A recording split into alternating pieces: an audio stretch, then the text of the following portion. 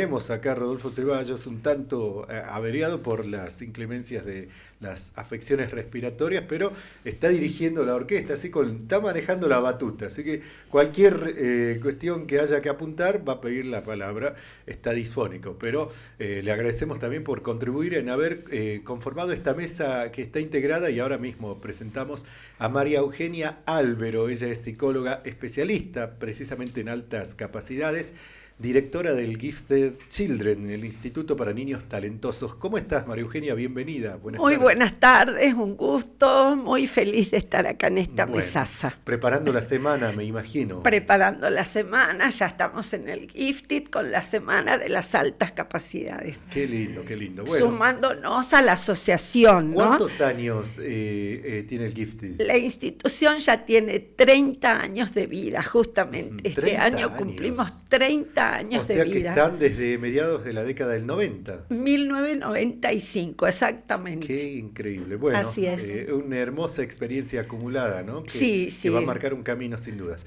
También nos acompaña, le agradecemos la presencia, le damos la bienvenida a Carolina. Ella es odontóloga y es mamá de Gregorio, un niño con altas capacidades. Bienvenida, Carolina, ¿cómo estás? Hola, Pablo, muy bien, todo muy bien, gracias. Bueno, gracias por acompañarnos, nos va a servir mucho tu experiencia. ¿Sí? Una conocida de la casa, Paola Soldano, es periodista y mamá de Alexia. Bienvenida, Pao, ¿cómo estás? Hola, Pablo, feliz de estar acá. Como siempre, a mí viste que la radio me tira. Me invita rápido. A destacar la predisposición de quienes están hoy acompañándonos, porque al plantear la invitación la respuesta fue inmediata y eso realmente es una motivación. ¿Qué son las altas capacidades? ¿Qué son? Bueno, a mí me gustaría empezar, en principio, responder. Las altas capacidades por sí solas no tendrían significación sin contextualizar en que son personas, primero, con altas capacidades, es decir, con una manera de funcionar neuropsicosocial diferente, divergente. Es decir, hay un perfil genético en principio que explica estas características distintivas y también un funcionamiento neuroquímico y cerebral que a la vez explica las conductas psicológicas y sociales de estas personas. Bien. Que responden al 15% de la población en Argentina. 15%. 15%, exactamente. Es un porcentaje bastante elevado. Significativo, y este dato lo aporta la Universidad de Córdoba, ¿sí? Con estudios científicos realizados ya hace bastante tiempo. ¿Y qué podrían decir como mamás, Carolina y Paola, respecto a esto? ¿Cómo ha sido su experiencia?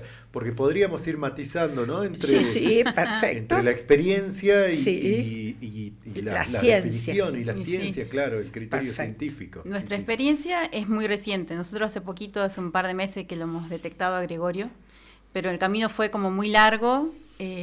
Hablando desde mi experiencia de mamá, totalmente tortuoso. He pasado por todos los estados de ánimo, con la sensación de que no encajaba en el colegio en el que iba, pero no encajaba desde, él se llevaba bien con sus compañeros, nunca tuvo problemas académicos. Yo hasta la fecha no sé bien lo que es sentarse a estudiar con Gregorio, porque él lo aprende a su manera y tiene muy buenas notas. Pero nuestro problema era su conducta, sobre todo con los docentes. Siempre criticando, siempre evaluándolos. Evaluando al docente. Sí, evaluando al docente, tirándole cada defecto, cada cosita que se equivocaba. Él iba, siempre con buena educación, pero iba y hizo mal esto, acá no se portó como se corresponde, no me dio el derecho de expresarme, encima con un léxico, todo con un vocabulario que, muchas veces no ha sido acompañado por los compañeros, y este año hemos cambiado de colegio y he ido conociendo ciertas situaciones que yo desconocía, que él pasó incluso con sus compañeros, que lo dejaban solo, tratando de adaptarse todo el tiempo a un grupo en el que él tampoco se sentía cómodo. empecé a entender también por qué muchas veces yo le decía, invita a un compañerito, vamos a la casa de alguien, y era como que, no me importa, no me interesa, pero claro, bueno, ahora lo fui entendiendo, nunca se sintió acorde con todos los compañeros, excepto temas muy puntuales. Así que ha sido bravo. Ha sido largo el periodo de detección, ¿no? Que cuando se supone que la escuela debe estar entrenada para ello. No, cualquier institución, pública o privada, debe estar entrenada en la detección. Pero no, nosotros hemos estado muy solos en el colegio anterior, ni siquiera nos dieron un indicio, y con el cambio de colegio fue surgiendo esto, puede ser, por lo que nos cuentan, por lo que nos dicen. Yo pedí una reunión a comienzo de año porque no quería que se volvieran a repetir las mismas situaciones del otro colegio. Y ahí es cuando con los directivos de la institución actual empezó a surgir esto. ¿Por qué no detectamos? ¿Por qué no evaluamos? Y bueno, y ahí fue surgiendo y fue un alivio para toda la familia, porque no digo que estamos perfectos, hay ciertas cuestiones en su temperamento, en su forma de actuar que siguen chocando, pero es como que sabemos dónde estamos parados, somos más, le damos su tiempo, su espacio, entendemos cómo acompañarlo, y el colegio también. El colegio se ha portado muy bien. Estamos escuchando a Carolina, es mamá de Gregorio, nos está contando el principio de lo que ha sido la experiencia de un niño con altas capacidades. ¿Cómo fue en tu caso, Paola, mamá de Alexia? ¿Cuántos años tiene Alexia? Alexia tiene 15 y recién logramos diagnosticarla o determinarla el año pasado. Perdón, Gregorio, ¿cuánto tiene? 11 años. 11, y también hace muy poquito. Hace un par de meses, 2 o 3 meses. Sí, Pau, nosotros empezamos, bueno, ella desde muy chiquita siempre tuvo problemas en la mesa. No porque comiera poco, sino porque fue siempre muy selectiva. Esto no, aquello no me gusta, no puedo. Entonces yo tenía una discusión permanente con ella en la mesa. Pero eso no, digamos, uno lo iba manejando. Yo sabía que ella comía en cantidad, lo que le gusta, pero comía muy poquitas cosas, pero bueno, yo más o menos se queda tranquila como mamá. De ahí, en séptimo grado, fin de sexto grado, empezó con dolores de panza permanentes.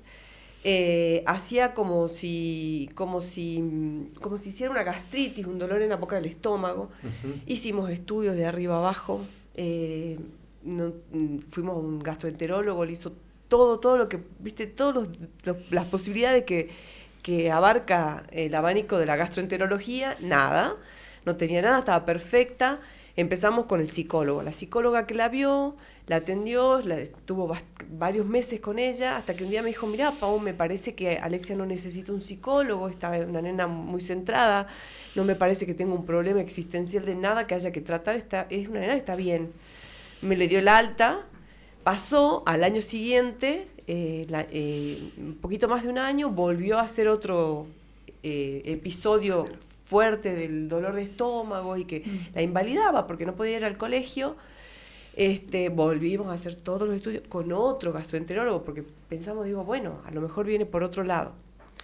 Hicimos todos los estudios nuevos, no, volvió a la psicóloga. Nos llamaba la atención que cuando ella estaba con la psicóloga, aflojaba y le estaba todo mejor, se le iban los dolores, era como que charlando y la psicóloga le iba llevando. La psicóloga me dice, mira, yo la recibo, pero no me parece que es una nena que necesite psicólogo. Déjame que la analice. Ella la empieza a analizar mientras la iba atendiendo y teniendo sus sesiones, y me dice, ¿nunca le evaluaste para altas capacidades?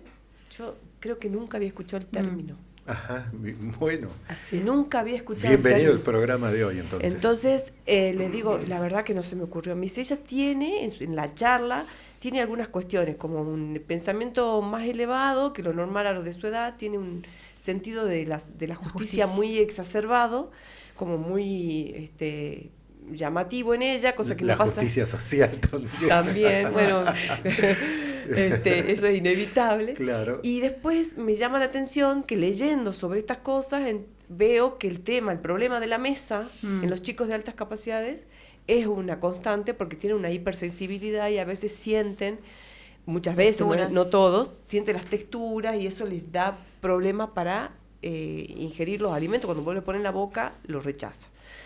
Entonces, dije, ¿qué hago? Me dice, yo te voy a dar un contacto, me comunicó con Eugenia, Eugenia la vio en la primera charla, charlando nomás, ya se dio cuenta, igual de todas formas le evaluó.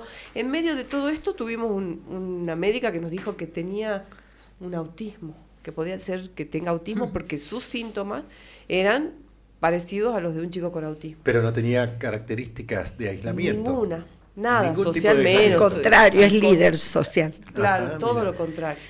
Lo que sucede es que la hipersensorialidad es un síntoma compatible con ambos diagnósticos, Claro. porque son cerebros neurodivergentes y pueden coexistir o no las altas capacidades con algún tipo de autismo o TEA, ¿no? Ajá. Por ejemplo, el que antes llamábamos Asperger, ¿sí?, que está dentro del espectro TEA, es compatible en alguna sintomatología en común con las altas capacidades. Pero por eso hay que diagnosticar y hilar fino y, Claro. y Cuando uno definir entra bien en esto de las ¿no? altas capacidades, que yo tampoco había escuchado nunca el término, bueno, mi marido, que es psicólogo, Rodolfo, él siempre me decía, es muy inteligente. Entonces yo a veces me peleaba con él, porque digo, está bien, será muy inteligente, le digo, pero no puede estar quieto dentro del aula. Y me están llamando 2, 3 veces al mes porque no se queda quieto dentro del aula. Claro. No puede seguir la consigna de la seño, porque la seño, no sé, se expresó mal en algo, no se la dijo correctamente, porque oye, ahí está su hipersensibilidad, si no me lo dijiste en el tono adecuado, con la palabra justa. Entonces yo decía, qué tan inteligente, porque cuando él empieza a hablar de altas capacidades, después llegamos a Eugenia, yo seguía con un, llamémosle, es como un mito. Vos decís altas capacidades y yo digo, bueno, tenemos un superdotado, pero no me trae todo 10, se porta mal en la escuela, Claro. le cuestan ciertas cosas, me hace berrinche, tiene 11 años y me Hay hace un una berrinche como un contracara. chiquito de 4. Entonces, Hay una contracara. claro, entonces Exacto. yo digo, ¿cómo es esto de las altas capacidades? Bueno, ahí tuve que desaprender cosas y aprender Exacto. nuevas cosas, que las altas capacidades no tienen que ver con el chico 10, con el abanderado de la escuela, porque puede ser un niño muy inteligente y es el abanderado de la escuela y no necesariamente tener altas capacidades, sino con otras cuestiones, con su forma de aprender, con su aburrimiento eterno. Es un chico que vive aburrido. No, no hay. Sí, estoy aburrido. Estoy aburrido. Y estaba cantando y feliz y contento y de golpe se da vuelta, estoy aburrido. Se le acabó la motivación. Instantáneo. Y hay que volver a trabajar sobre eso. Un sorbo de agua, Rodolfo, pues te voy a pedir la palabra. Ya lo mencioné. Estamos, Sí, Rodolfo, sí. que también es papá de Gregorio. Estamos analizando las altas capacidades aquí en Primera Tarde en este programa especial. Quiero apelar al licenciado en Trabajo Social. Tengo la sospecha de que en niños en condiciones sociales de vulnerabilidad es más difícil la detección y el diagnóstico. ¿Cómo lo ves? Porque da la sensación de que también es una cuestión de clase media, ¿no? Sí, efectivamente. Si hablamos de un niño que está en una condición que depende de los padres, seguramente por ser de baja condición va a la escuela pública. Y en la escuela pública no se cumple con la detección temprana y con todo lo que exige la ley nacional de educación, que dice que tiene que darle a estos niños, a la escuela, a la institución, una inclusión a través de herramientas pedagógicas que son los que necesita este tipo de niño. Entonces ya tiene un problema institucional. Después tiene otro problema, que es el contexto, porque las altas capacidades, al menos en Salta, si situamos la respuesta en un contexto concreto, las altas capacidades están sujetas todavía a mitos, a prejuicios. Entonces, en una escuela pública no se trabaja este tipo de condición. Por lo tanto, ese niño está librado a su propia suerte. Ahora, La sociedad se pierde de un ahí estamos ya abortando a priori un talento, porque las altas capacidades son potenciales, que se van así como en un río, diversificando en distintos tipos de inteligencias, en distintas habilidades. Pero bueno, el Estado, al estar ausente, al no apoyar a ese niño, crea esta situación también. O sea, hay un punto de desarrollo cognitivo que el chico no va a lograr. María Eugenia, hay una ley provincial, ¿sí? ¿Se cumple o no? Porque me llama la atención esto, ¿no? De que la escuela pública no está capacitada, incluso la escuela privada tampoco, ¿no? Acá hay dos mamás, vienen de una experiencia donde no funcionó la detección, ¿no? Pero vos acompañaste, peleaste mucho por una ley provincial, claro, para la detección temprana. Así es, bueno, me sumo al comentario porque realmente este es un tema fundamental. El talento humano es el mayor capital que tiene una sociedad, una nación. Por eso es fundamental que lo podamos atender entre todos, sin clases sociales que intervengan, sin credos, sin prejuicios, ¿no? Cuanto más podamos aunar criterios en la atención, es mejor para todos. Inclusive, cuando yo trabajé en Jujuy, en el Ministerio de Educación, en el área de alta inteligencia, hicimos un relevamiento en todas las regiones, ¿no?, de Jujuy. Uh-huh. Los chicos que más encontramos con potencial creativo eran incluso chicos aborígenes, hablaban la lengua materna de los grupos originarios, ¿no? Chicos que no habían llegado a las escuelas, multiplicaban con piedritas, y ahí teníamos la mayor cantidad de niños identificados.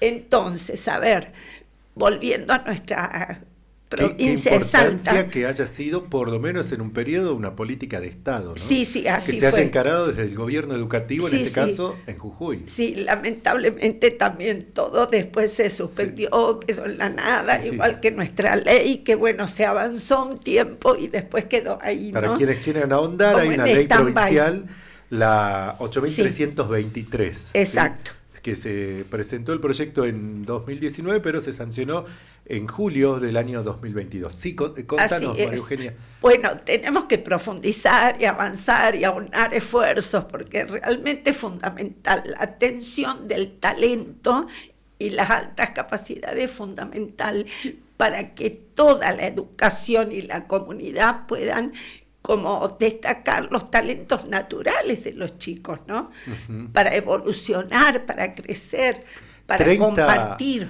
30 años tiene el instituto que has fundado, específico, dirigido, con una currícula diseñada que seguramente necesitó revisiones y actualizaciones permanentes.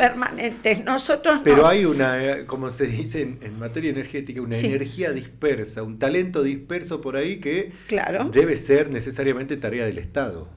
Sí, es fundamental aunar criterios y esfuerzos, ¿no? Tanto la actividad estatal como la privada se pueden unir, ¿no?, para trabajar en conjunto. ¿Por qué no? Uh-huh. Carolina, y en este tiempo, desde la detección hasta aquí, ¿empezaste a comprender algunas cuestiones de Gregorio? A comprender nuestro pasado, nuestros berrinches, mis angustias como mamá, porque bueno, uno quiere lo mejor para el hijo, ¿no? No necesito que sea el más inteligente ni el más destacado, necesito que la pase bien. Y él no la pasaba bien, y no la pasábamos bien nosotros. Y desde que empezamos a hablar esto, a hablarlo con él, a entrar en el tema, a contarle, hasta él está más contento, es como que él se pudo identificar, entiende qué le pasa. Entonces por ahí llegamos a un momento, bueno, hay que hacer tarea. Mira, ¿sabes qué? Me dice, la tarea que me dieron es exactamente la misma que hice toda la tarde en el colegio. No la quiero hacer, mamá. Me aburre, ya la hice en clase, me saqué un 10. Entonces yo respiro hondo y le digo, bueno, después voy a arreglar con tu seño. Cuesta. Y lo dejamos y pasamos a otra cosa. Hacemos otra cosa, salgamos, paseemos, saquemos la bici, no sé, busquemos otra cosa para hacer entonces. En otro momento quizás hubiera sido una guerra campal adentro de la casa para que haga la tarea, ¿viste? Sentate, hacela y peleando entre los dos. Y el colegio lo acompaña muchísimo. El cambio de colegio le vino muy bien.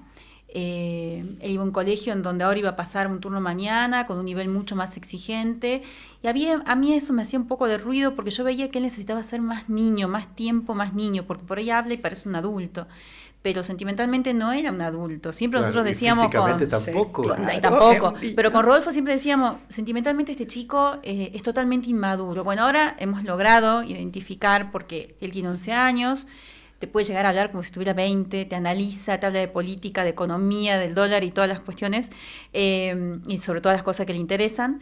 Y después te juega y te siente y te expresa sus emociones. Acá hablando con Eugenia, la desincronía que ella marcó, un chico más o menos de 6, 7 años.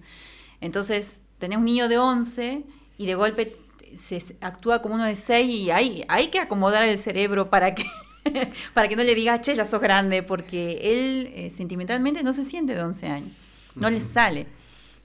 Entonces, hace falta una mirada especial, ¿no? Totalmente. Esta cuestión está en 11, parece 20, al instante siguiente parece 6. Coexisten en el mismo ser humano estas diferentes frecuencias, ¿no? Madurativas, ¿no? El área intelectual, el área emocional, afectiva, social. Sí. Sobre todo esto, hay que saber comprender y adaptarse a esto, ¿no? Son las disincronías que hay de diferentes tipos, intelecto personales, intelecto escolares, intelecto afectivas, y hay crisis existenciales permanentes. Así que no los quiero preocupar, pero son crisis evolutivas y madurativas, ¿no? que son fundamentales para que la persona con altas capacidades pueda aprender herramientas de comunicación distintivas. Ya te pregunto por algunas experiencias que seguro las recordás, María Eugenia. Bueno. Quiero preguntarte, Pau, nombraste algunos intereses particulares de Alexia, ¿sí? El tema de la injusticia que le indica. Sí. Ella es una defensora en su colegio y en su vida de todos. Ella sufre por el otro más que por ella, y en el colegio siempre la defensora de todos sus compañeros, es la que habla por todos, es la que está al pie de la guerrilla. Digo yo, Dios mío, cuando me dicen, me llaman del colegio, ay, ¿qué pasó ahora, hija? Bueno, no, tiene esa cuestión como exacerbado, ¿no? Así como muy marcado. Y también, como decía Carolina, la charla, como si fuera un adulto, podés hablar, pero yo hablo con Alexia así desde que era muy chiquita, claro. Y ahora lo entiendo, claro. Ahora entiendo. Y también entiendo que me pasó que a los 3, 4 años empezó a leer y escribir. Yo creía que le había enseñado a la niñera, y un día, eso justo iba a preguntar, hablando con la niñera, le digo, ¿ya le enseñaste a leer a tu hijo? Justo lo charlábamos con Eugenia, le digo, ¿ya le enseñaste a leer a Román? Le digo que es el hijo de la niñera. Me dice, no, me dicen, nada que ver. Le digo, pero si vos le enseñaste a Alexia. Me dice, yo nunca le enseñé a Alexia. No. Alexia aprendió sola. Ay. Y yo estaba convencida que ella le había enseñado. Lo único que le pidió es, ella tenía unas letritas que pegaba con imán en la heladera, y ella pegaba la A, la B, la C, el abecedario, que se lo aprendió volando, claramente, y le pedía cómo suena. Fonética. Entonces cuando ella le decía, esa es la A, esa es la B, esa es la C, un par de veces le dijo eso, y después se largó. Leía y escribía como si hubiera sabido de toda la vida. Y nos pasó cuando empezó a hablar, ella empezó a hablar a los años y pico, no habló rápido. Nos costó que largue la lengua. Ahora cuando largó, parecía que había hablado toda la vida, y te armaba unas frases con los verbos bien puestos, y vos decís, ¿qué le pasó al año y medio? Un día yo me acuerdo que hablaba con su papá por teléfono, papá, quédate tranquilo, estoy bien, ya tomé el Ibupirac, así. Y yo la observaba y digo, Dios mío, esta nena, o sea, ¿qué pasó? Porque mi mamá le decía la mudita, no hablaba. Claro, se estaba guardando todo lo que aprendía para largarlo cuando lo supiera decir, cuando ella se sintiera segura. Y nos impresionó eso, ¿viste? Tener esas cosas. Y después, yendo a lo que vos le preguntaste a Carolina, también nos pasó que nos dio un respiro saber qué es lo que le pasa y cómo entender lo que le pasa, lo que le pasa a la mesa. Yo tenía una pelea permanente, no te alimentás, hija, comes cualquier cosa, comes mal, así no es. Y pude entender lo que le pasa, que ella me pueda decir. En realidad me lo decía, pero yo no lo podía entender. Claro. Lo pude aprender charlando ella con Eugenia, y yo leyendo un poco, y también ella me transmitía lo que le decía Eugenia, y entonces pude saber de pronto, que toda esa sensorialidad que ella tenía en su boquita no le permitía introducir algunos alimentos porque ella siente como que algo, como si le diera asco. Claro. Entonces, muy difícil esa parte porque una como mamá, más una chiquita adolescente, uno piensa 1000 cosas, se te pasan 1000 temas por la cabeza. Estaba todo el día encima observándola, mirándola a ver qué le pasaba. Y no sabía, no entendía, no podía entender.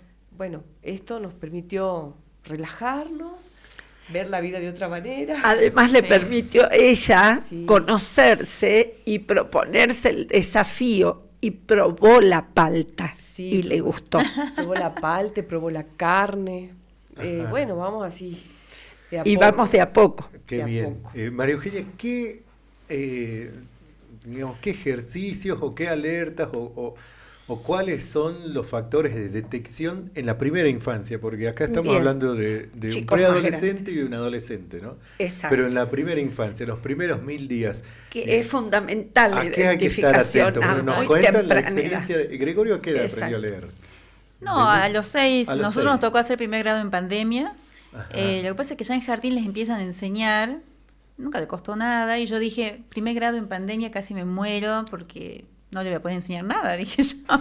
Y después los primeros meses, bueno, se vivía aburriendo, pero el beneficio es que estábamos en pandemia en la casa. Entonces veía el video rápido, hacía la tarea lo mejor que le salía y él se iba a jugar. Y él era feliz. Claro. Lo hacíamos a nuestro tiempo y entonces cerca de mitad de año yo me empecé a dar cuenta que era muy difícil que copie lo que estaba en la pantalla que le mandaban. Entonces un día le digo, como yo ya me había dado cuenta que se me sabía todo el abecedario, y se aprende con los fonemas, le digo, ¿y si yo te dicto y vos escribís? Eso va a ser rapidísimo. Bueno, y le encantaba. Entonces yo le dictaba, y le dictaba bastante rápido, y él escribía, y bueno, no sé, un día aprendió a leer y escribir, o sea, no me pregunté. Claro. O sea, sí habló, a diferencia por ahí de Alexia, muy chiquito, que yo por ahí decía, qué exagerada que soy, era cuestión de madre primeriza, entonces yo tenía 9, 10 meses y te daba palabras con significado, entonces mencionaba la luz, decía luz, ahí está, y tenía menos de un año, y cuando empecé a ir a la guardería, 1 año y 4 meses, yo lo mandaba tranquila, porque él salía y me contaba si le trajeron la leche, si le habían cambiado el pañal, o sea, me contaba todo, y yo estaba absolutamente segura de que lo había pasado bien, o si le habían hecho algo o no, y yo, no sé, esas cuestiones que después las empezaba a pensar y golpe decís, claro, sí, un chico a esa edad hay cosas que no tienen que suceder así, pero bueno, así sucede. Así es. María Eugenia, decíamos, la pregunta era, ¿cuáles en la primera infancia, cuáles son los elementos de detección son de altas niños capacidades? Memoriosos, curiosos, inquietos, preguntones, insaciables con la curiosidad. Siempre cambian de interés, ¿no? Con respecto a su curiosidad. Son pero van chicos a fondo con ellos, ¿no? Muy a fondo. Preguntan. Se llama cavilación. O sea, profundizan con las preguntas hasta que no se quedan tranquilos, no dejan de preguntar, ¿no? Después son chicos inquietos, tienen exceso de energía, no descansan ni cuando duermen, ¿no? Tienen ya varios temas relacionados con la alimentación, son muy selectivos, ¿no? O comen demasiado si están ansiosos, o son muy selectivos con lo que van a comer, cómo y cuándo. También con los amigos, son muy selectivos con los amigos. Les molestan las etiquetas siempre, y hay chicos que son... Las medias, con la ropa, son muy autodeterminados con su vestimenta, ¿no? Deciden qué se quieren poner. Ahora entiendo. Entre otras características, ¿no? Sí, ahora uno entiende. Porque en realidad son personas que tienen una manera diferente de ver el mundo y sus relaciones, por supuesto. ¿Qué ocurre en el ámbito educativo? ¿O cómo es que ustedes deciden emprender un instituto hace 30 años y en el trayecto qué aprendizajes han ido acumulando como como institución. Qué interesante. Bueno, nosotros sabíamos que no existía nada en la Argentina, existía solo el Northbridge en Rosario y en Buenos Aires después, ¿no? Que era una experiencia distinta a la nuestra, porque era una relación con Estados Unidos, digamos, ¿no? Nosotros queríamos tener una escuela que mire las altas capacidades, pero desde una concepción nacional, ¿no? Entonces usamos el artículo 93 de aquella Ley Federal de Educación, claro, que buscaba transformaciones, claro, y dijimos, bueno, la escuela tiene que ser una escuela común, no de régimen común, pero que atienda esta realidad. Entonces empezamos de a poquito con jardín, primaria, ahí quedamos porque es muy difícil la tarea, pero trabajamos con enriquecimiento curricular. O sea, nuestra tarea es enriquecimiento curricular, no aceleración por ahora, ¿no? Porque, bueno, estamos muy bien con el enriquecimiento, agrupamiento flexible, mentorados, y trabajamos con liderazgo, ¿sí? Esa es la orientación del Gifted. Uh-huh. Y dentro de estos 30 años, ¿alguna experiencia que recuerdes? En algún momento contaste de chicos que terminaron en el Balseiro, ¿no? Sí, porque dentro de estas altas capacidades también entran en juego los distintos tipos de inteligencia. Sí. Y cuando aparece esa detección, bueno, ahí hay que potenciar. Sí, nosotros aún recuerdo la visita de Karen Gerson. Sí, Karen Gerson en Salta, que fue un honor para nosotros realmente. Bueno, todas las asociaciones, la gente que en el país trabajó hace 30 años, nos visitaron y siempre compartimos, ¿no? Pero nuestro orgullo es que la única provincia que tiene una escuela con las características del Gifted, ¿no? Uh-huh. Es la única. Bueno, mi gran maestra, la doctora Erika Landó, que también nos visitó al principio, ella nos decía, Euge, ¿por qué pusiste la escuela? Y yo, porque creo que es el problema más grande que tienen los chicos con altas capacidades. Y me dice, mira, el problema más grande que tienen ellos son los adultos. Porque hay que trabajar más con los adultos que con los chicos en sí. Bueno, entonces el Gifted empezó a ampliar un poco el objetivo, ¿no? Ya no nos dedicamos tanto a la currícula en sí, sino a concientizar y acompañar a los papás, tanto de la escuelita como de los pacientes que nos acompañan. Uh-huh. Sí, chicos de otras instituciones, que por suerte ya tenemos más apertura de otras instituciones amigas que compartimos, como en este caso, con los papás. Sí, es fundamental. Para que los chicos estén mejor, tienen que ser atendidos y acompañados, no solo los chicos, sino los papás. ¿Y fueron auxilio y soporte de otras instituciones? Digo, la Así experiencia es.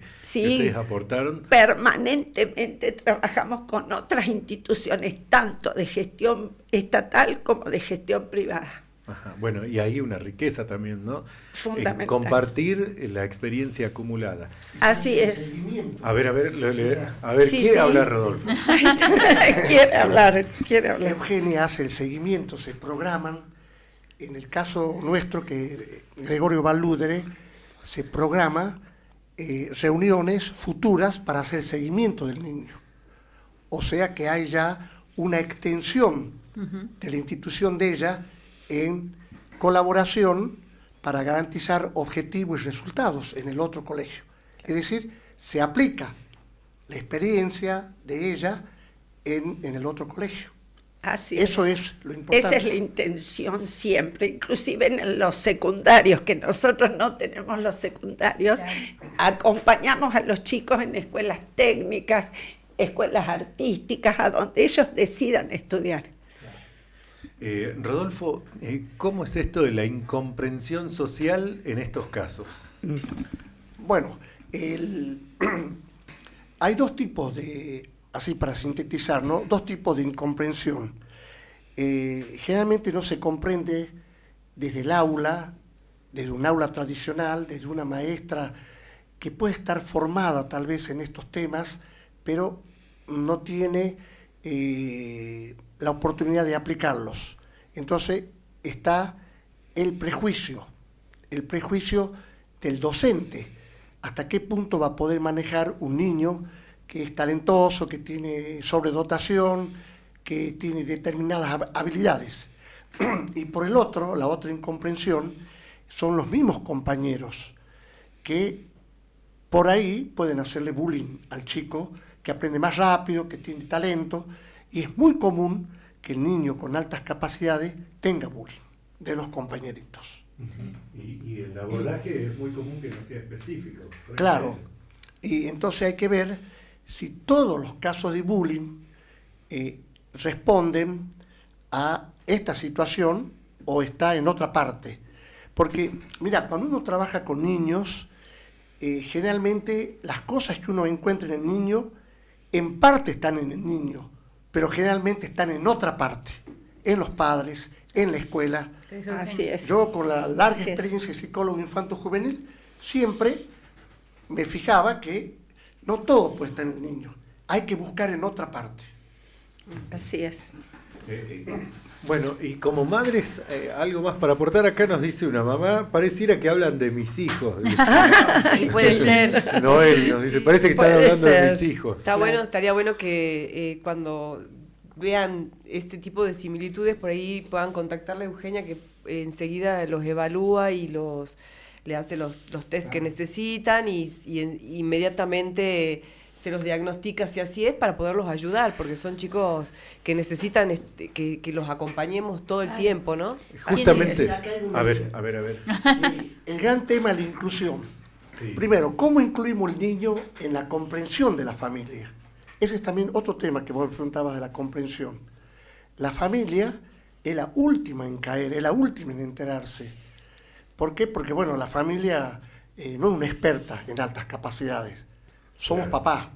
Claro. Segundo, se trabaja en la detección contra reloj, porque más tiempo pierde el niño, menos tiempo de inclusión familiar e institucional tiene. Así es. En el caso propio, nuestro hijo recién logra inclusión, más o menos, él comienza a los 3 años su escolaridad en el prejardín, entonces la logra muy tardíamente. La logra recién en 6º grado. Entonces, desde prejardín hasta 5º grado fue un desconocimiento de su condición de alta capacidad. Aparte, voy a agregar, ¿no? Estudiando, leyendo, entonces hubo algo que a mí me impactó así mucho, porque dice que muchas veces estos chicos vienen creciendo sin ningún problema. Hasta los 6, 7 años viene todo bien. ¿Por qué? Porque hasta los 6, 7 años incluso la escuela es entretenida, porque todavía les enseña cosas. ¿Qué es lo que nos pasó a nosotros? Después del 2º grado empieza a ser repetitiva. Y empezó. Que yo me aburro, entonces que me llamaban de la escuela. Se enojó con un compañero porque estaba golpeando la mesa con la lapicera. Se enojó con la seño porque estaba repitiendo por 5ª vez la misma consigna, dice. Entonces hay compañeros que necesitan que se las repitan 5 o 10 veces. Encima, post pandemia, terrible la cuestión. Y entonces la justicia. Señor, si usted dijo que solamente iba a repetir 2 veces, porque ya vamos por ella las va contando, la 5ª, 6ª vez que repite la misma consigna. Entonces, un montón de problemas que surgen de eso, de que ya nada le parecía interesante, porque ya nadie le enseñaba nada nuevo. En la casa le iba bastante bien porque los eternos preguntones, pregunta que hacía, pregunta que se le respondía. Y entonces hacía una pregunta más complicada y se le respondíamos más complicada y así hasta que, bueno, se agotaba. Pero en la escuela no. Claro. Entonces... porque se tiende a trabajar en el ritmo colectivo, en la dinámica de grupo. Y lamentablemente es hacia abajo. Sí. Siempre hacia abajo. Sí. Y la necesidad imperiosa de que las escuelas trabajen con educación emocional, que es fundamental para todos los niños, especialmente para estos estudiantes. Sí, yo con el colegio nuevo sé que los contenidos los va a adquirir sí o sí a su manera, como le vengan. Pero lo que más destaco, justo el colegio que elegimos, tienen como materia educación emocional. Exacto. Tienen un horario curricular donde incluso hacen yoga. Y ayer justamente él me decía, no me acuerdo qué estábamos haciendo en casa, y me dice, bueno, mamá, a ver, como dice el profe Nico de yoga, respiremos profundo. Ahí está. Y hagamos. Fundamental. Y bueno, Claro, para mí eso es son lo mejor que cerebros nos pasó. hiperactivos, Totalmente. entonces requieren este aprendizaje. A veces el aburrimiento no es siempre aburrimiento, es no ser capaces de gestionar, por ejemplo, la frustración. Uf. ¿No? Si el otro me genera frustración, yo digo me aburro porque no puedo decir, no sé cómo gestionar esto, ¿no? Y son explosivos también. Son explosivos, son Impulsivos. Hay un Exacto. trazo científico específico que hasta se puede mensurar, que es el test de coeficiente intelectual, ¿no? ¿Es lo primero, Exacto. María Eugenia, a partir de allí también, o es la apreciación esta como madres, como padres de un niño escolarizado que empieza su escolarización y advierten problemas? En la evaluación definir, digo, de la las alta altas capacidad. capacidades tenemos que tener en cuenta una evaluación integral. Ajá. Todo es importante. La evaluación el coeficiente intelectual es una herramienta más, pero sí la tomamos. Claro. ¿Sí?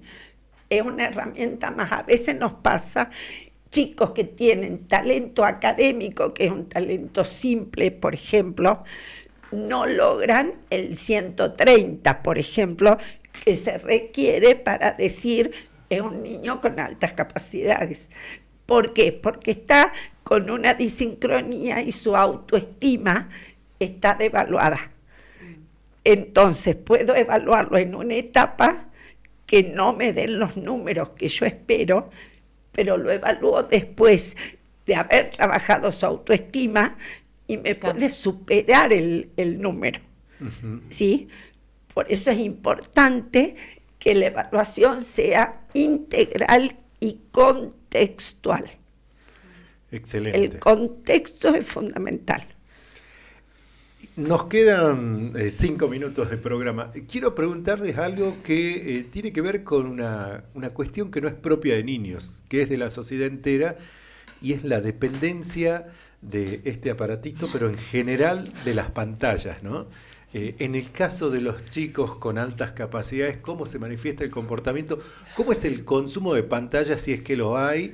¿Y cómo es la posibilidad de abstraerse de ello en busca de bucear en otros conocimientos? Bueno, te agradezco el tema, tomo la palabra, perdón, porque son niños con una neuroquímica y un cerebro neurodivergente, con dificultades en muchos casos, con las funciones ejecutivas. O sea, son chicos que no tienen problema para pensar, sí para hacer, para plasmar, para programar. Ajá. ¿Sí? Entonces, si estoy con un cerebro conectado con la dopamina todo el día, estoy alejándome del desarrollo de ese potencial. ¿Sí? Y estoy generando frustración permanente en el niño. Claro. Por eso no se recomienda que muy tempranamente tengan contacto permanente con el celu. Es peligroso. ¿Sí? Uh-huh. Sí, es un tema difícil.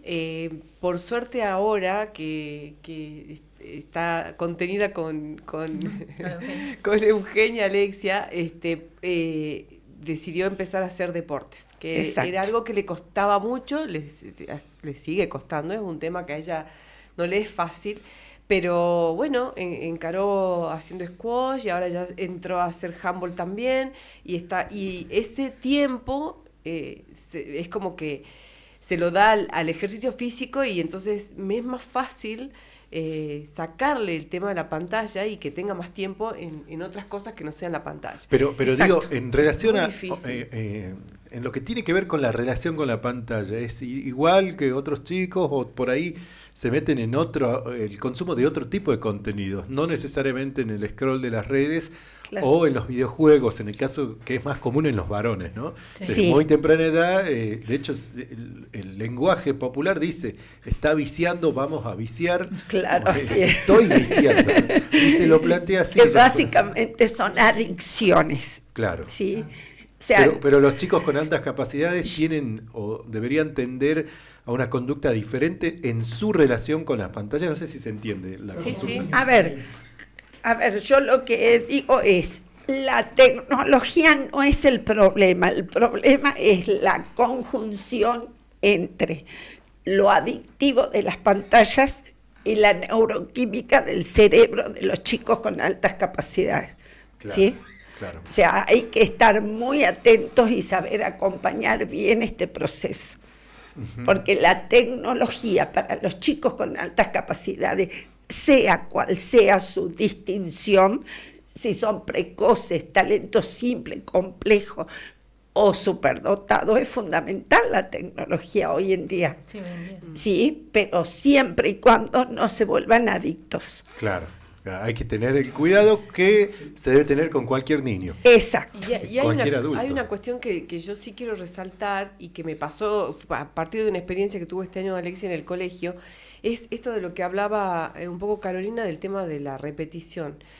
No hay forma que los chicos con altas capacidades, y también lo conversé con Eugenia, aprendan por repetición. Entonces son chicos que aprenden distinto, tienen otra forma de entender lo que les enseñan, entonces por ahí es el gran déficit que tenemos en la educación, sobre todo de los colegios tradicionales, que entienden que ese es el camino, y en este caso no hay forma, no solo no aprenden, sino que se bloquean, se frustran ante la repetición, y hasta a veces desaprenden, porque es como que se van para atrás y no quieren saber nada del tema. Y a mí me pasó este año con Alexia, nos pasó de tener un problema con matemáticas que le querían hacer 120 ejercicios de un tema, y ella dijo, yo hice el 5, ya lo entiendo, no puedo hacer más, y no puede hacer más, y no puede hacer más. No quieren hacer más.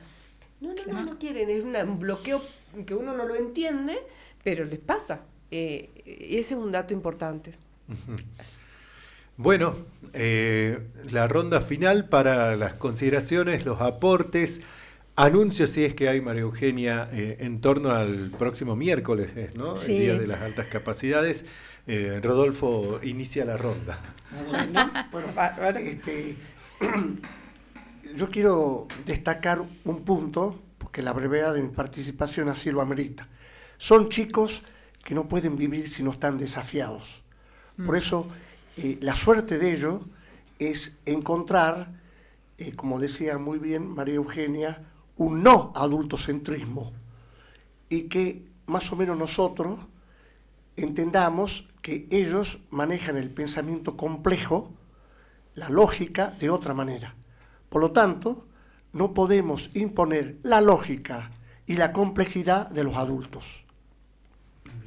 Bien, yo agradecer este espacio, estamos en una semana hermosa en el Gifted, todos los grados, desde sala de 4 hasta 7º, los niños preparan exposiciones con diferentes temáticas vinculadas a las altas capacidades, ¿no? ¿Por qué? Porque nos parece importante que los niños concienticen y que ellos sean el efecto multiplicador hacia los adultos, ¿no?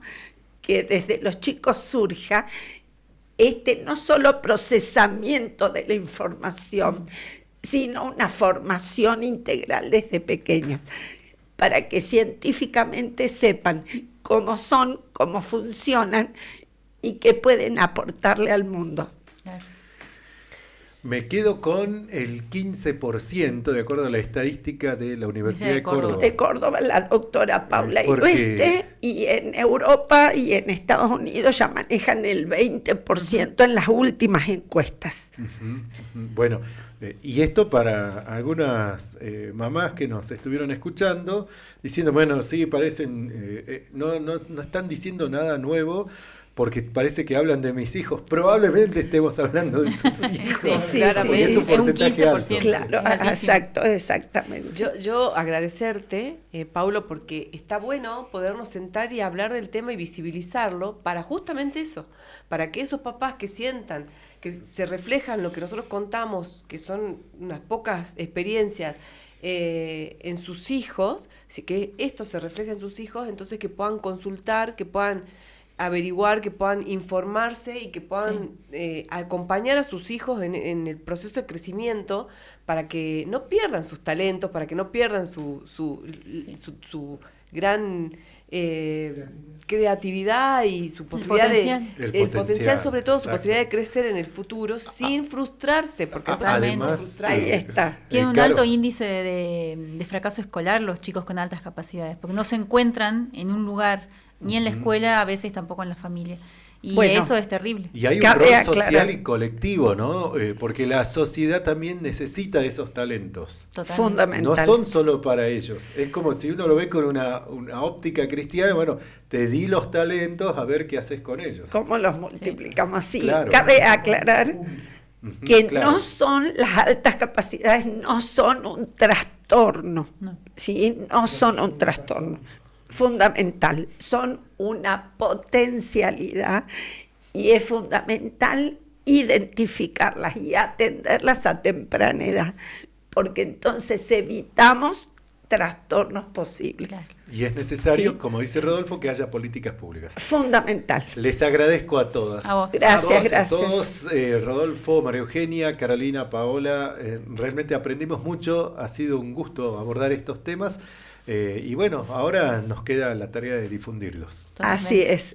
Gracias. Gracias, Matías Yapura, por la asistencia técnica. Nosotros con Primera Tarde nos reencontraremos mañana martes a partir de las 13. Chau, chau.